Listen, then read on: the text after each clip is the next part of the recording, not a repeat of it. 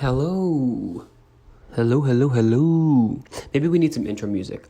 Do do do do do do do do do do do do do do do. I don't know if that's a copyrighted noise, so I'm going to stop. But welcome, yes, to the 16th, people, 16th, sweet 16 episode of the Nobody Asked for This podcast. I thank you for joining me here once again. Again, to the maybe combined 16 listeners we've ever had, ever.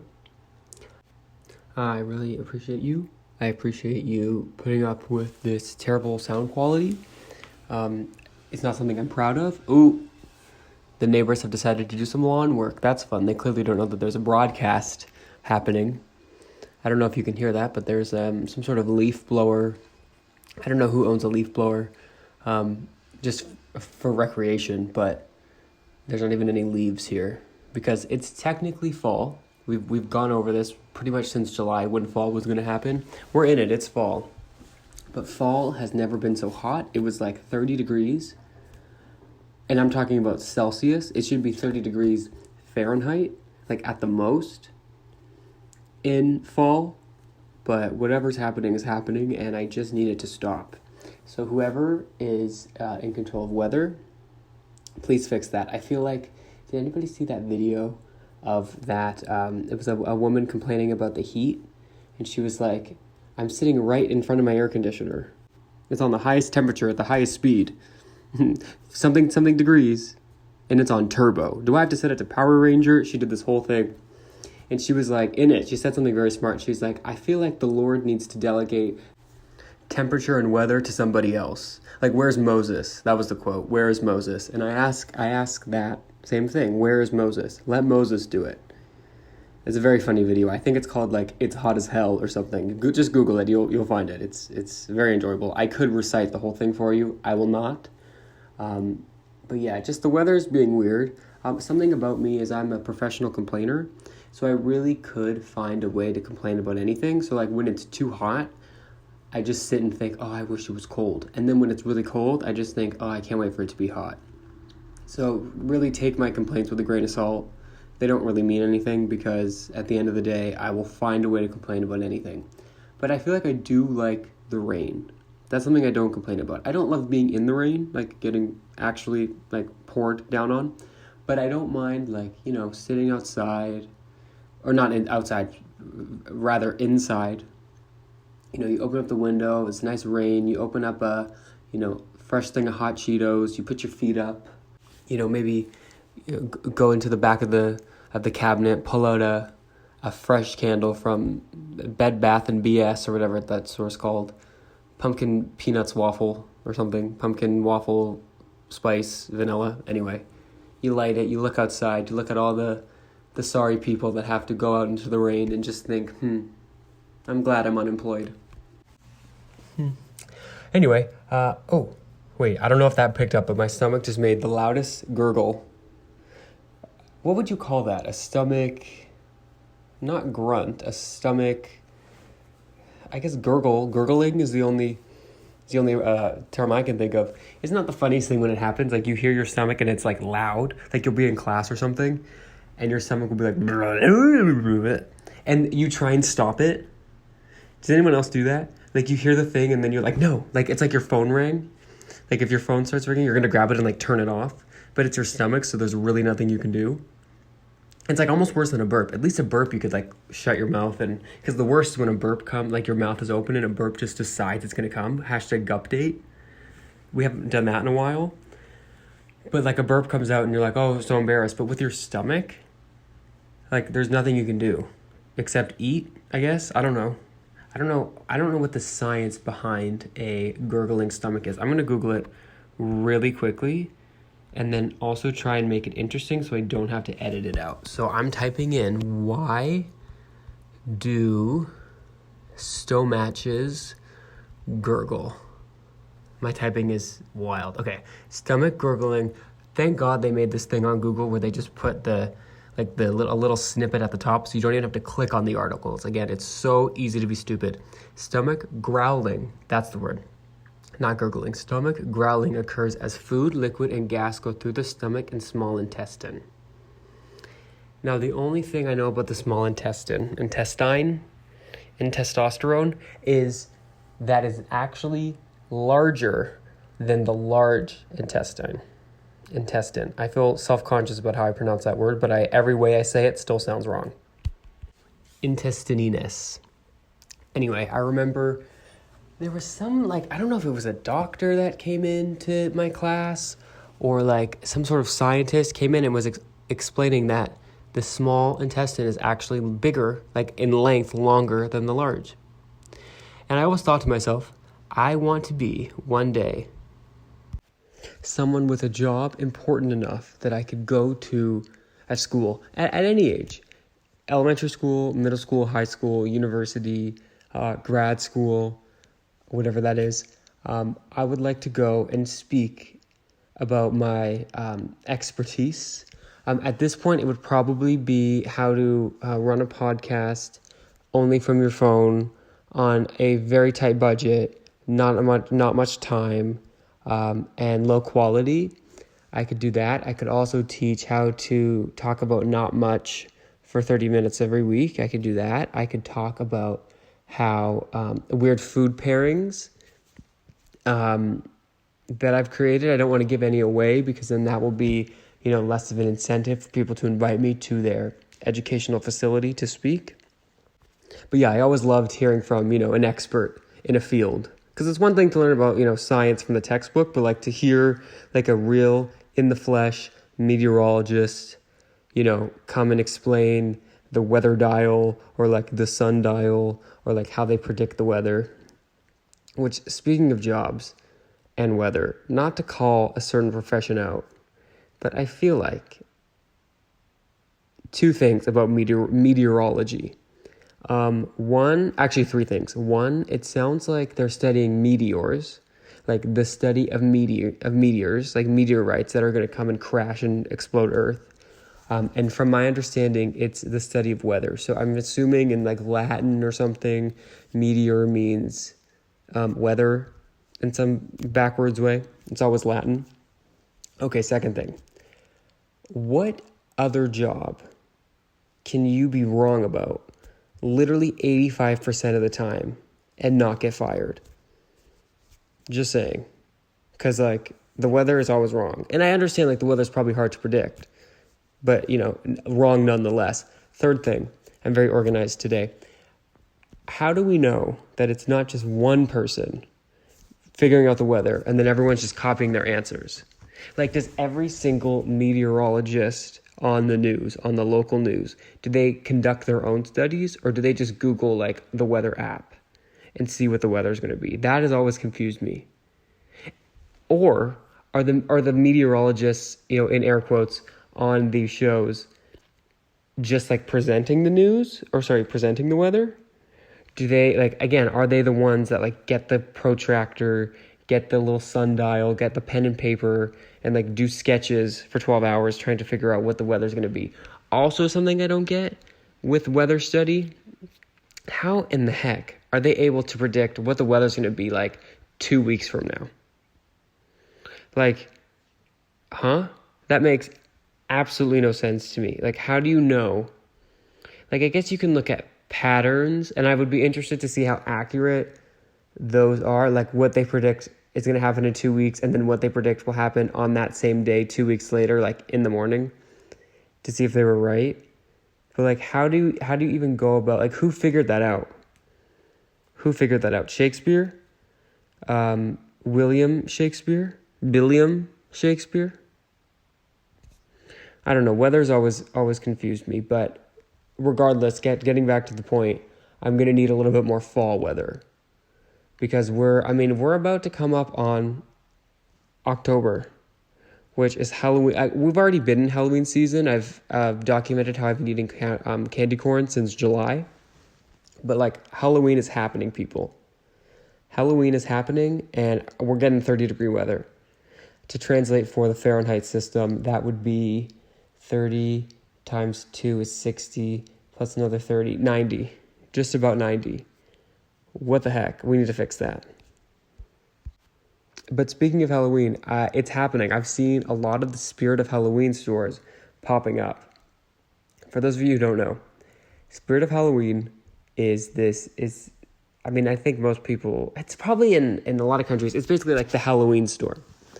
And I always wondered how they like set up shop in these huge, it's, to put it fancy, a lot of real estate. There's large real estate. Like it's like large businesses that were once out of business become Spirit of Halloween stores. And there's a few of them around me, but I always forget like what those stores were before or after. Because again, they're like huge stores that just either pop up in like a mall or like they take over other businesses, and they're huge. So it's like, it would be obviously like a vacant space for the other 10 months out of the year that they don't run. But I can't remember what they become. So if anyone has an answer for me, like what a Spirit of Halloween store is, because it's only like September and October, maybe a little bit of November. When the pumpkin patches are done, when the pumpkins start rotting, like they're out of there. So I can't remember what they are before or after, but that is something that I'm going to dig into for the next episode. We're going to do Nobody Asked for This Unsolved, true crime. Maybe that'll get us on the true crime charts. We're going to figure out what happens to the Spirit of Halloween stores after, before, however you look at it. Glass half full, glass half empty, doesn't matter. Okay, stay tuned for that. Also, speaking of fall, we're gonna hit all the holidays. Thanksgiving coming up. Now again, I have to do some translation for the Americans.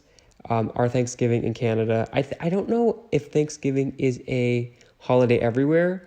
I assume it was in America first, and then Canada said, anything you can do, I can do better. So we're also having a Thanksgiving. But our Thanksgiving is not at the end of November like in America. It is literally like the beginning of October. Like it's like next week. Which also never made sense to me, because it just feels like it's not like fall enough. Like October needs to be for the Halloween, for the scary, for the spooky, the spoopy, the candy corn, as I've mentioned. Like I feel like Thanksgiving should be November. I think I need to get on the board of whoever makes these big decisions. When the seasons start, when the holidays are, basically any major decision that was made probably like decades before I was even born, I think needs to be revisited with my feedback in mind. That could be the tagline for this podcast. Revisiting decade-old ideas and decisions made long before I was even born, comma, an open discussion on why people shouldn't have made decisions until the year I was born, comma, applying critical learning theory. I did that in the form of a scholarly paper. If anyone was ever in like in a position where they needed to read like these like academic journals or whatever, the titles, it was never like my research paper. And to be fair, I really only read the titles. I didn't actually read the whole thing. Luckily, there was like usually a summary at the top. I think it was called the abstract. I would just read the abstract and pretend that I knew everything that this study was trying to tell me, because I essentially did. We've talked about my essay writing technique in the past, where I would basically just find a sentence and take it the heck out of context, but pretend that it was saying what I was doing. So basically, like if I found a sentence that say, many thought that this experiment proves that X equals Y, but it doesn't, I would just take the chunk that said X equals Y, or this experiment proves that X equals Y, and I would just run free with that and say that this is what was happening. I'm sure that's some sort of plagiarism. It never caught up to me, so like, why would I try harder? But yeah. Anyway, the title of these articles were always like, there'd be like a fun title. So it would be like, kids on Halloween should do this, comma, applying blank, blank, blank theory to this event when compared to this event, but not when this event happens over pi. It was like half the article was the title, and I still couldn't read it. So that's the level of student I was at. But yeah, very excited for Halloween, although you will not catch me in a Spirit of Halloween store. because I simply don't have the budget. Those costumes are so expensive. It's like, if you went in there and tried to get like a full costume, I don't think you can spend under like $100. So I would have to do the DIY version, the cheaper version. And they're always, if you ever notice like shopping, especially online, they can't use like the names or specifics about like copywritten characters. So instead of like Sleeping Beauty, it'll be like gorgeous person who slept a lot. And it'll be like Sleeping Foodie of like a fake Sleeping Beauty costume. Or like instead of Snow White, it'll be like precipitation that's frozen woman who looks in the mirror with entourage. And that's like supposed to be, or like Little Mermaid, it would be like not small woman that lives in the sea. And it's like a fake, well, not fake, but like a knockoff Little Mermaid costume. They really get around it. I tell you, whoever, the lawyers for Spirit of Halloween, if I'm ever in a dispute, I know who I'm going to. They get around stuff. They know the tricks of the trade, that's for sure. Also, in other holiday news, I don't want to spread rumors. Halloween will be an ongoing theme, as will the next holiday I'm about to talk about. We've hit Thanksgiving, we've hit Halloween. Why? We got to talk about Christmas a little bit. I have some potential Grinch news. I don't say this lightly. I don't say this happily. I say this in shock. I say this in anger, in fear, really. And with not 100% certainty, but I've heard a terrible rumor that the Starbucks holiday menu has shifted for the worse.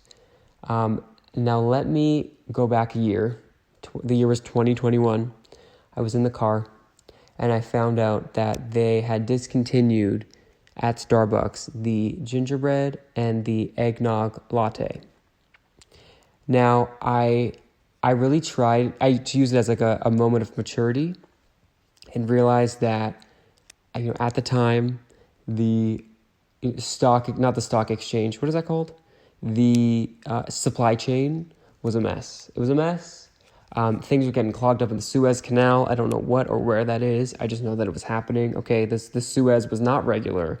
The gut flora was not working properly. So hearing that news that my two favorite drinks, the gingerbread and the eggnog latte, were not going to be something that I could experience that holiday season, it was very hard. But I tried to be understanding and use it as a teachable moment that you don't always get what you want. But if you try, sometimes you get what you need. So maybe that's what I needed. I needed to feel that setback. I needed to be humbled, and I was. But it wasn't all for waste. It wasn't all for naught. We still got the caramel brulee. There were other places, localer, like smaller chains or whatever that I could get my gingerbread latte, also eggnog latte. Also, update on the eggnog that I froze from last year. Still in the freezer. They've started selling eggnog again, even though it is still a little bit early. We're still not even in October yet, but I've seen eggnog on the shelf, so I can bring the frozen eggnog that I saved from last year out of hibernation. I'm thinking of I have a couple different cartons. I'm thinking of fully defrosting one and then eating the other one as ice cream. If anyone has thoughts about that, let me know. Any pairings that you think would go well. But basically, anytime I see like a Christmas something on the shelves, like I get so excited. It's like a serotonin boost every time. I'm like, yes, gingerbread. Yes, eggnog. Yes, Grinch-themed Pillsbury cookies, all of that stuff. However, getting back to the sad news, while I could take the lack of gingerbread and eggnog lattes and move on to my purpose in life, I don't think I can do this if what I heard was true. So I don't want to start any rumors, but I'm going to use the Spirit of Halloween legal roundabout way to explain what I'm trying to say. Okay, basically every year there has been, how would I explain this? A salad between 2 layers of crusty goodness, and it might have holiday, what is that called? Like holiday toppings. It might have poultry. It might have stuffing. It might have some sort of jelly in it that may be similar to cranberry juice, but in a different form. And it might be sold at Starbucks for almost $20, like literally $12. And that thing, that salad between 2 crusty goodness things. So try and, with all that information, try and decode what I was trying to say. An additional hint, one of my favorite holiday, I would say probably my favorite seasonal fast food offerings may not be coming back. Now, I'm not too sure if my source was American or Canadian, because I know in America they do not have that, they haven't had that sandwich for a few years, so I'm holding out hope that it was just, the, unfortunate luck of the nation down south, but I'm not taking my chances, so I'm going to expect disappointment, so I'm not, therefore disappointed. So that's where we're at on that front. I think we've covered, seasonal food and seasons, holidays, extensively enough for this episode. So now we're going to move on to our next favorite topic here at the Nobody Asked for this podcast, which is royal news. Breaking news of everyone over the last couple days has sort of felt like a mood booster, maybe a spark of joy. It is that the royal family has officially announced that the end of the mourning period has come. We no longer have to be in mourning. I'm gonna be really honest. I forgot that we were in mourning for the last maybe week or so of it. I feel like they dragged on funeral processions quite long.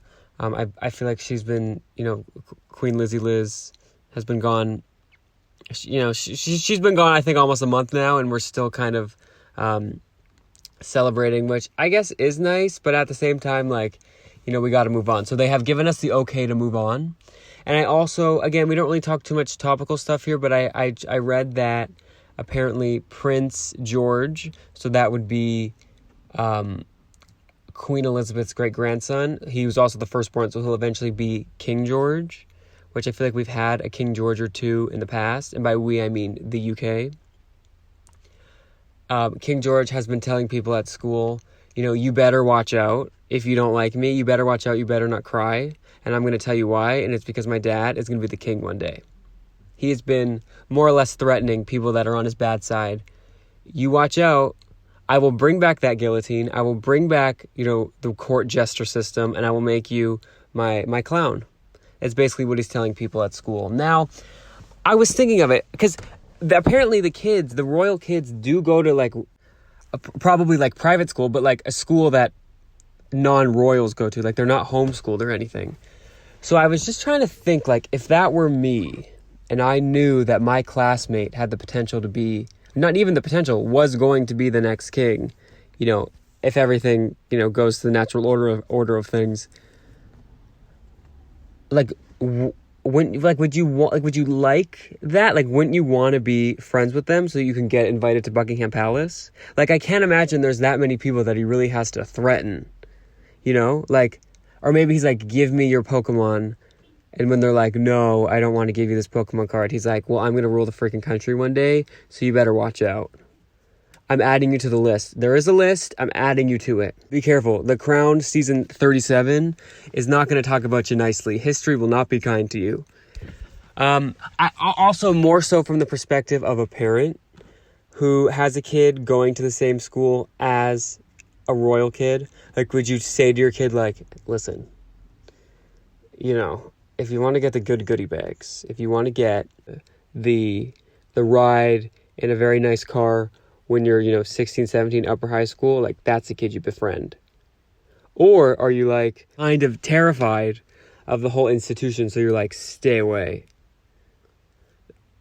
I'm going to get my first guest on this podcast. Mark it we're gonna manifest that my first guest on the podcast is someone whose kid goes to school with the Royals, the Royal kids. That is, I think, a very attainable goal. As I've talked about before, I'm actually one of the number one, well, no, not the number one, but the number one region that listens to me is the UK on Samsung Podcasts, which I didn't even know was an app until the UK started listening to me on it. But I hear that I'm huge. Not as big as I am in Finland, so forgive me. It's the second most listened to region. As you know, detailed heavily. I was, we were on the I think number 100 and something, maybe in the 160s of the Finland podcast comedy charts. I can't say we've reached similar heights in England, but it's not for lack of trying, okay? We have covered their monarchy, Queen Chip III, may he reign and rule and not rest until that fateful day. We've covered it well. So I'm not surprised that we have such a distinction of being one of the number one podcasts in a race against myself on the Samsung podcast charts of the UK. But it's an honor that I wear proudly. I've made this sentence so long, I don't actually remember what I was talking about in the beginning, but we're just going to go with it. If I do nothing else, it's go with it. Go with the flow. But yeah, we're coming up on the end of the year. Going to start thinking about some resolutions. I've said this before. I actually have some cool ideas that I want to really sit down and execute and properly produce for this show. So I'm really excited about that.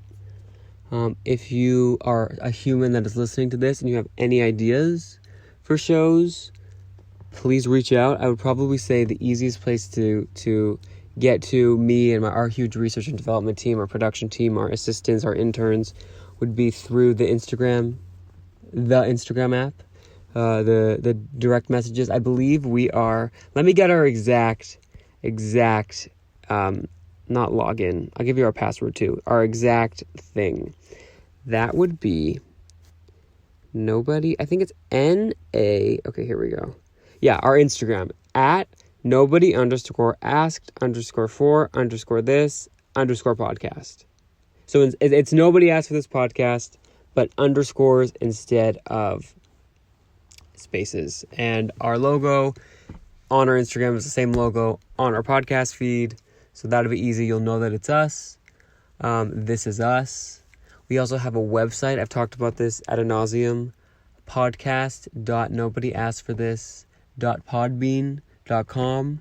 On there you can find everywhere you can find us in terms of our social media accounts and our actual where you can get this podcast. I wonder what I would assume probably a mix of Spotify and Apple Podcasts are the most popular. But hey, if you're one of those weird people, no offense, who uses Stitcher, whatever that is, or iHeartRadio, I probably shouldn't be saying negative things about other networks, because what if one day they want to sponsor me? Not, but just in case, I'm not gonna burn a bridge before it happens. But yes, you can find us all those places. We're on the Twitter, the TikTok. I know we used to do our snack graveyards. Interesting thing that I've noticed with the snack graveyards, as I'm sure we've talked about, and as I'm sure you could tell, anytime we would mention a snack, 82.397% of the time we would mention a snack, that snack would come back. So we're getting to a point with the snack graveyard segment where the graveyard is resurrecting, and it's getting harder to find snacks that we used to love that aren't a thing anymore. Because if you've noticed, something happened about 5 years ago where everyone decided, screw original ideas, we're not having it, we're not doing it, we want nothing of it. So basically every movie is a sequel or a remake. Every TV show is a prequel to another show. Every new food, Lay's, I'm calling you out, I love you, but you keep doing mashes or mixing and matching of your old flavors. So it's instead of finding a new flavor, we're just going to take an old flavor from the past and either bring it back or twist it with a current flavor. like, I'm not seeing any creativity. I'm not seeing new ideas. And this goes back to what we were talking about in the beginning. Like, if anyone needs me, if any brand, company, whatever, if you need me to help you out, let me be that brain, you know? You don't even have to ask me. I've laid out tons of good ideas across the sweet 16 episodes of this podcast. Not all of them are sweet, but they were all episodes. You know what I'm saying? So if you need help, reach out to me. Let's get some creativity flowing back. Let's get some juices back. Because we need the snack graveyard segment. And as much as we complain about the stuff in the snack whoa, that was bad. What the heck's it called? The snack graveyard segment. As much as we complain that stuff is no longer available, it not being available anymore is a main pillar of the integrity of the segment. So if we start, bringing everything back, Dunkaroos, something else we brought back. What else did we bring back? Oh yeah, the Ritz s'mores. Apparently those are making a comeback. If we keep bringing stuff back, we'll have nothing to complain about. So whoever is in charge of the ideas, I love that we have an impact. But I'm going to need you to stop bringing back everything so that we have something to complain about. Just give us something to complain about. Something to complain. See, getting back to the beginning, I always wrap it up nicely. I'm a professional complainer. Everyone's born with a gift. Some people can sing. Some people can model. Some people can, sleep 9 hours a day. Some people can sleep 3 hours a day and be fine. I was born with the gift of complaining. And I tried to deny it. I tried to make it my New Year's resolution to get rid of it, for 3 years in a row. It just didn't happen. Here we are, and I'm making the most of it. So I made this podcast, which I don't know if it's helping anything. It might be. I think I do. Do you know how Amazon is trying to do like carbon neutral? They're trying to as much garbage as they inject into the pollution of the world. They're trying to fund things that take out that same amount of pollution so that if they didn't exist entirely, the carbon state of the climate would be unaffected, if that makes sense. That's what I'm trying to do. Same idea. I'm trying to carbon negative neutral my impact. So hopefully, yes, I'm complaining into a microphone every week, but maybe it's kind of not the worst thing to listen to. Not the best, but not the worst. So that maybe sort of counteracts that negativity, truly pure negativity that I can exude sometimes. So on that note, that's just some food for thought for the weekend.